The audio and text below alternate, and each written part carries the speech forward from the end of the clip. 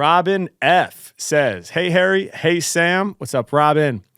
"Love the podcast and all the great content, and I'm happy to see you in Germany this summer again. Let's go." Oh, yeah. How does the choice of beat influence your output? If we swapped beats on your most iconic songs, would the themes and punchlines have remained the same? Love you guys. Keep it up. Thank you, Robin. Awesome question. Yeah. The beats influence the output immensely. The beat is, it's so important. I can't even adequately express in words how important it is. As soon as I hear the beat, it immediately gives me so much information, as a freestyler and as an MC. Okay, what's the vibe? What's the energy? Is it hype? Is it chill? Is it emotional and deep? Or is it just kind of energy, heat? Let's turn up, and all of this is kind of happening subconsciously. It's just sort of like being delivered as a package all at once. It's like a feeling thing. But if we were to open up that package and look at what's inside, it's just like years and years and years and years of experience listening to music, actually, I think is the biggest part. It's not even so much practicing freestyling. Yes, that has influenced it as well. Probably like me freestyling over a beat and being like, that didn't really feel like the vibe matched. I wonder why. But I think more than that, it's just listening to music, and not even just hip hop, but all kinds of music, and starting to pick up on how different chords and different timbres from different instruments and different sort of tempos and rhythms and grooves and bass lines and all of these components that make up music, how they influence the emotional vibe and the feeling of the song. And music communicates without words, right? Of course, we know this. Music is the universal language. So, people listen to music in another language and can be really moved emotionally, or instrumental music like jazz. Sometimes jazz has vocals, but a lot of it is instrumental. So, yeah, the beat is hugely important. And it is fascinating to think about how swapping the beats on some of my, as you say, iconic songs or freestyles would have changed them. When we're out doing guerrilla bars, or, when I was recording Omegle bars, or anytime like we're out making content and it's on me to pick the beat, it's honestly a little bit stressful. Like I always wish that Jazz was there with me. Shout out to Sir Jazz, my DJ, who's with me on tour. But the great thing about being on tour and having Jazz is that he's doing that part.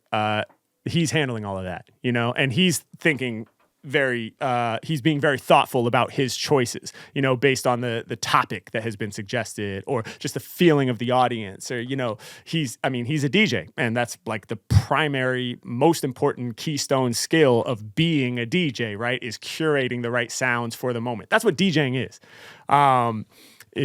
live curation. And so he's doing that with the beats that he's choosing. When I have to pick, sometimes I'm like, man, I have to nail this,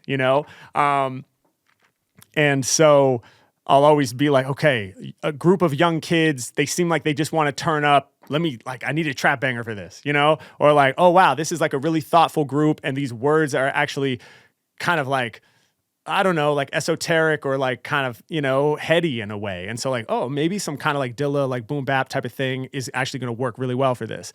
And I think, sometimes I stress myself out a little too much by imagining that there is the perfect beat to match it. But what's really interesting, and what I've kind of found over the years, and what I should remind myself more actually to take some of the stress away, is that there's actually probably a much wider range of beats that could work than I'm really admitting to myself in those moments when I'm like, man, I got to nail it.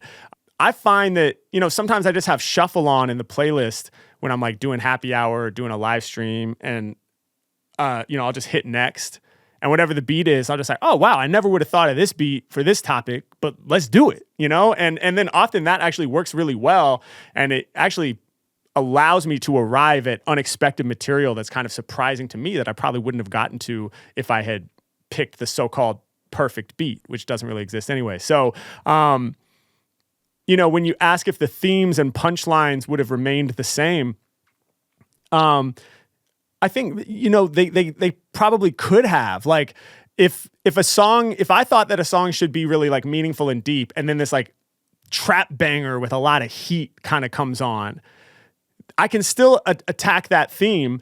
It's not really the theme or even the punchlines. I might even free associate the same words and have similar rhymes and similar word flips. I think what changes more than anything else is the tonality of it, you know? Like I'm trying to think of an example. Like if a topic that was suggested was keep going. Okay, so depending on the day, I might be like, okay, yeah. Jazz chords, boom bap, introspective, deep, keep going. I'm going to talk about overcoming my fears, you know? And so we get a beat like that. Yeah. How can I survive? How can I not just stay alive, but also thrive? How can I do the impossible? Wake up and keep pushing past the obstacles on my lowest days. I got to stay open. Got to find the motivation to keep going, even though I'm flooded with fear and my future's unclear and I'm doubting the man in the mirror. So I'm going down this path of keep going. Okay, fine. But what if Jazz was feeling some other way and we're on stage and keep going? And I'm like, okay, I think he's going introspective, boom, back, and then boom. And then it's like, I said we gotta find a way. We gotta stay alive. We gotta take them steps. We out here to thrive. Hands to the ceiling if your brain's open. What we about to do? Yo, we about to keep going. Yeah, so then that works too.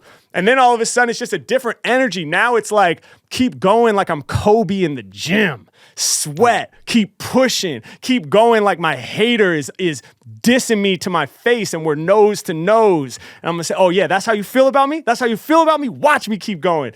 As opposed to therapy session. Damn, let me really dig in. Journaling session, you know, keep going. So there's a range, you know, and it's really just, it's tonality. I think the beat just adjusts kind of like the imagery that I envision. What version of keep going are we going to talk about? There are some cases where I feel like the topic demands a certain parameter for beat. Like if it was like a tribute to a loved one that you lost or something like that. Sometimes like with the UC Health stuff in particular, I wouldn't want to try to force that subject matter onto like a beat that's like really turn up party vibes. Because to me, that would just be like a clear mismatch. But outside of those more specific kind of anomaly situations, I do feel like there's a lot of range. And I do like sometimes just flipping the script and being like, whoa, we're going to do this topic over this type of beat? Hell yeah, let's see what happens. It is such like a energy center for the entire room. So Yeah. It's like, you don't want to be like fighting uphill. Right. Like if you're like, okay, you know, I see you kind of think about it pretty deeply a lot when we're doing, maybe you're going to do like a collab with like Tom Brady or something. Yes. Or like, you know, Ice Cube. It's like, okay, like what is the vibe to bring right now? And it just immediately like, it's like flavors and you just find the right one. It's like, okay, I think this is going to set like everyone in the right shared space, like emotionally. You know, so it's so important that way. Yeah, for sure. And that's true. Like one of the things I love about freestyling and improvising too, is that I just get so many at bats, you know, like I do it so many times. And so it's like, well, over the course of my body of work, there's so many different styles represented. And I love that. Like that makes me feel really comfortable because I'm like, okay, like, you know, because I don't only like one style. I like a whole bunch of different styles. And I love that over time I get to show all these different components of what I love about music and hip hop. But it's interesting, like to your point, when it's like, okay, you're going to rap once for Tom Brady. Like you're going to rap once for Ice Cube. It's really like high stakes. And it's like, damn, I only have one shot. And that's what gets my brain going of like, well, how do I want to be represented in this moment? And that's where some of that stress comes in, where it's like, okay, like what do I think would be the best way to represent myself in this moment? I wish I could just be like, oh, can I just do 10 freestyles for him? But yeah. But anyway, it's a great question.